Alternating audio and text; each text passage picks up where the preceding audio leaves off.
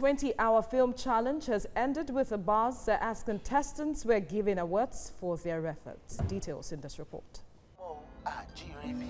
Making a movie in a month can be said to be demanding, but to make it in 20 hours is a different kettle of fish. This was the mindset of the real-time filmmaking challenge, which was open to all filmmakers, was organized to foster the furtherance of open-mindedness and unrestrained interaction among filmmakers of all generations who are open-minded enough to participate. Filmmakers, both young and old, from every part of the country, participated in this challenge.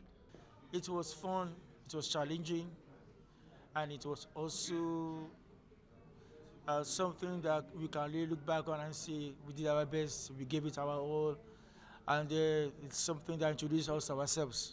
Every minute on production counts for money, you understand? So you have to learn time management and, of course, utilizing every second and working really with very little resource, because actually we had to do a lot of, what's the word now? We had to do a lot of tweaking. Might sound easy kind of, but trust me, even if you are shooting just a thing of a 3-scene thing, our movie was just about 4 scenes or thereabout, but trust me, it was really challenging. I mean, I was still with my laptop trying to render, and it was almost 20 hours on the clock, and I was running down to like where we're going to submit it, so it's that very challenging. It's a 20-hour film challenge, and filmmakers were expected to create a movie from pre-production to post-production in 20 hours. We worked throughout the 20-some hours. I launched the event. It was 9 p.m. There were 108 teams spread across Yaba Tech College, and we worked on it 20 hours straight, finishing final cut editing 5 a.m. the next morning, and it was amazing, it was fascinating. In the end, participants were given awards for their efforts at either hitting the 20-hour mark or less. Joining me in the studio is co-producer of Real-Time Film Festival and actress and filmmaker Ronya Mann. Thank you very much for joining us. 20-hour film challenge. What was the mindset behind shooting the movie, though not a long movie, but a short movie, but shooting that movie for 20 hours and achieving that? It's not just shooting, it's shooting, editing, final cut, submitting pre-production everything. To post-production. Yes, everything in 20 hours. Okay. The idea is to get filmmakers, first of all, to start going. You know, some people have an idea and then it takes them a while. It's just like something to push them a little bit forward. All right. Come on, we're creating this platform for you. We're giving you locations. We're giving you the platform to screen the film afterwards. So we're creating an incentive basically for filmmakers. All right, so looking at this, it's 20 hours. Did any of the contestants beat the time? I think a few of them submitted just before, okay. Like a couple, maybe an hour or 2 hours just before the deadline, yeah. Can you tell us some of the challenges they had to face in trying to hit the time? Well, sometimes it was location, sometimes it was the power, you know, like the system wasn't strong enough to carry the load of the rushes for editing, or the software. Some of them were having issues with location that they chose that wasn't available when they needed it, or their lights, or the camera battery. It's just simple stuff that people face on set. But now you have the time issue that is limiting you. It's not just like about, you can't wait 2 hours. So you have to manage the time.